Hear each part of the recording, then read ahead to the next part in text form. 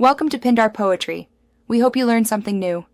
You're opening Garageband to begin a playable project. Select a template that matches your goal: song for music, podcast for voice.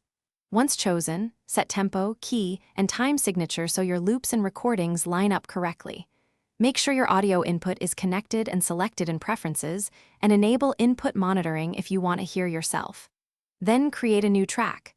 Choose software instrument, audio, or drummer. This first track choice shapes how you'll add parts next. Now you'll record and assemble parts. Use cycle mode to loop a measure range and record multiple takes. Comping makes it easy to pick the best phrases. For rhythm, add drummer or drag Apple loops to sketch the arrangement quickly.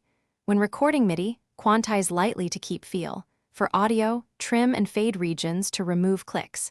Use the editor for precise note edits and automation lanes to shape volume and effects. Once done, balance levels and pan to create space. Finish by mixing and exporting your song. Start with subtractive EQ to clear mud, add gentle compression to even dynamics, and place reverb for depth. Make small moves and listen in context. Use the master level meter to avoid clipping, reduce master or apply limiter if needed. When satisfied, export to WAV or AAC at the desired resolution. If you hear latency, drop buffer size or enable low latency mode. If tracks go silent, verify input routing and restart Garageband as a quick fix. Thanks for watching. Consider subscribing if we helped you.